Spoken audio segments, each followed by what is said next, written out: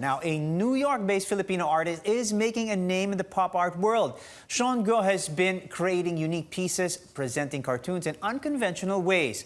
His works have been showcased in several international museums, including the Museum of Arts and Design in Manhattan, and also here at home in Manila's first modern and contemporary art festival. And now, Sean himself is taking us into his own pop art world. Here on New Day, we've got Sean Go. Welcome, and thank you for joining us, Sean. Hi, Paulo. Thank you so much for having me. I know it's a little bit early over there, and it's 12 hours time difference here. Right. Well, thank you for making time for us. But now, before we talk about your pieces, this is what I'd like to start off with, Sean. How did you end up in the art industry, considering you've got 7 degrees in business, economics, geography, masters in law, architecture, and arts in art markets? You're now a full-time artist despite or aside from all of those qualifications. How did you decide on this path that you're on? Yeah, Paulo, thank you for that question. A lot of people ask me that actually. Uh-huh. And I think there's several reasons why I chose art as a path. The first one is that growing up, my grandfather was actually a collector of a lot of Filipino abstract art. Mm-hmm. And so I grew up, with seeing a lot of Yeah. Federico Aguilar Alquaz. And I think subconsciously that sort of inspired me to sort of take their raw colors and to Mm-hmm. apply it to my own art. Mm-hmm. But the second reason is as a child, I have 4 siblings, and a lot of them are super talented.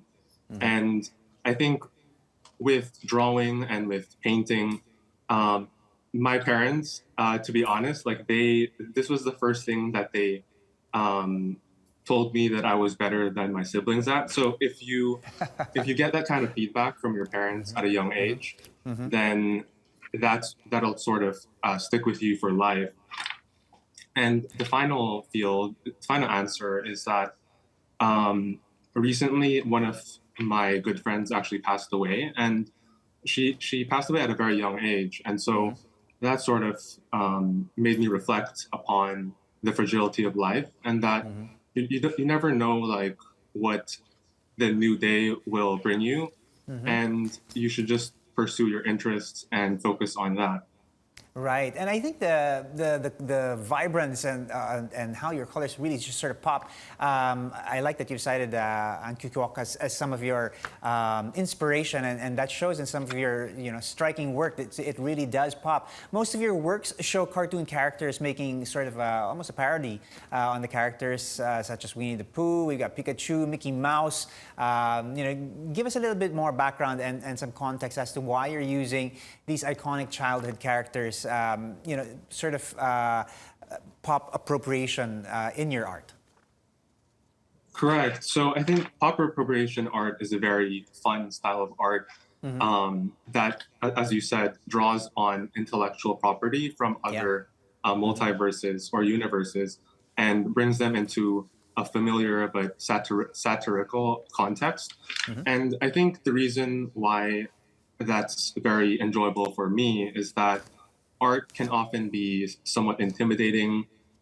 Sometimes it's inaccessible. Mm-hmm. But with pop art, you don't really need a fine arts degree, or you don't need a knowledge of art history to enjoy the art, right? It's sort of like everyone's relationship with these childhood characters is different.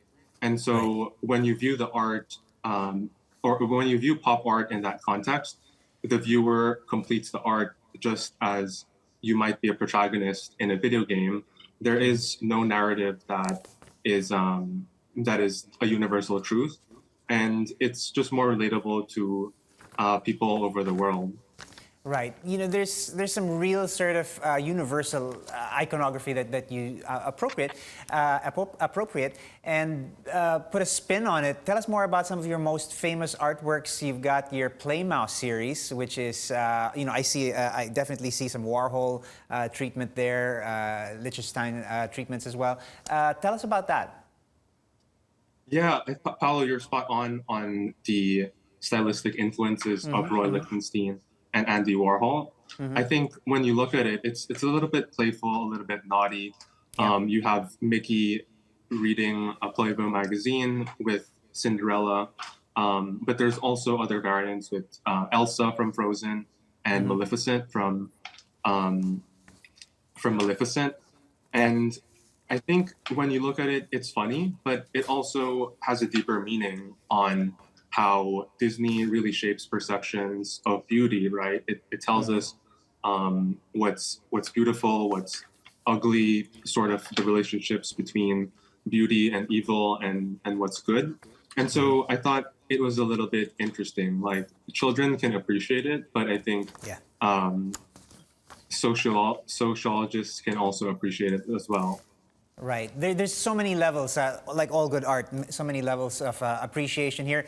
From this point on, where are you taking your art? What's next for you? I think the long run goal is to obviously come up with more pieces that are Mm-hmm. playful and in this kind of spirit. I also want to move on to, not move on to, but sort of add an extension of my art practice into sculpture, for example. Mm-hmm. Um, and ideally, I'd want to create larger, larger pieces, maybe some public art or activation spaces that can sort of amplify or magnify some of the themes that I'm exploring. Well, we're definitely looking forward to that. Thank you so much for having a chat with us. That was New York-based artist Sean Go.